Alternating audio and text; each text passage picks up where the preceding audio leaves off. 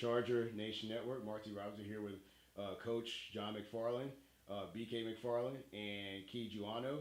After two big wins here to kick off day one of the Keene Chargers tournament.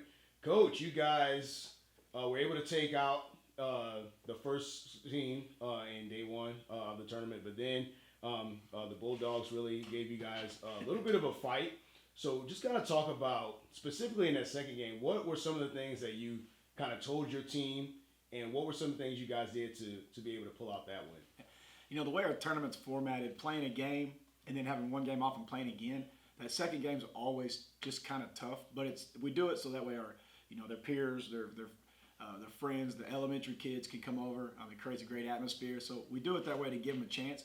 But that second game's always tough, especially with for our team to be successful with these girls, we have to play really scrappy. We don't have a lot of size, but they play hard. They fly around. Tips and deflections are important to us, and so it takes a lot out of them to play. This morning we came out, we shot the ball really well against Itasca. We defended well and did all those things, and then we came out against a Venus team who is much improved from last year. Last year we didn't have a whole lot of trouble with them. They've got they got new players back.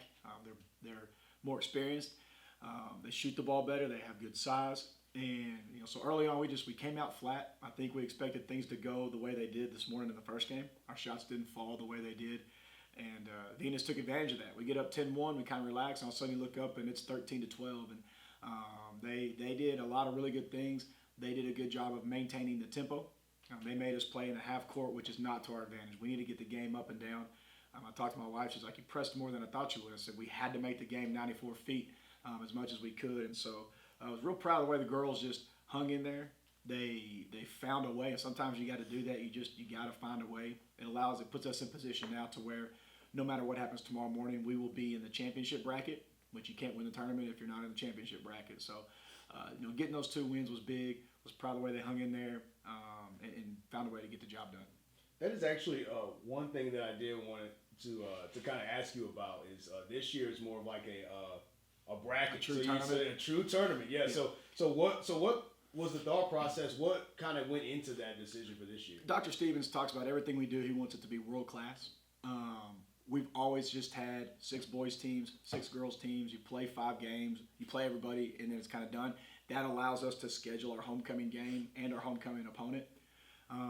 But with the addition of football now, and eventually homecoming will move towards football, we wanted to go ahead and start expanding this tournament and getting more teams. So we have 12 teams on the guys' side. We have 8 teams on the girls' side. So it's allowed us to bring in more fans, kind of showcase our school to people all over the state of Texas. We got everywhere from East Texas and Tatum down to San Antonio, Midland, Dallas, Fort Worth. So we got schools from all of Denison up north.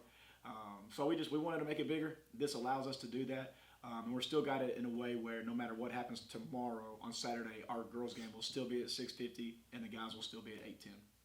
Awesome. Yeah. All right. BK, just kind of talk to me about offensively. What were some of the things you guys had to figure out to pull out your wins? And execution-wise, what were you guys trying to accomplish out there?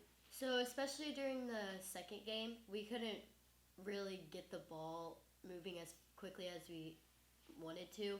We usually score out of transition and just beating the other team down the floor, but we had to play 5-on-5, so it was just ball movement, getting the plays going, getting everyone in their spots, and just like making sure we moved the ball, and eventually we got good looks off of it.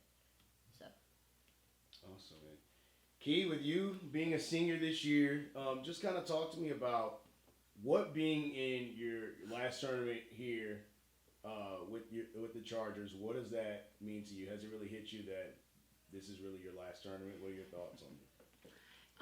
Well, to be honest, it really hasn't hit me, but playing with this team is also amazing, and I'm gonna miss them, but at the same time, being the senior, I've got to step up, and I'm the leader, so yeah. Awesome. All right, guys. Thank you. Thank you.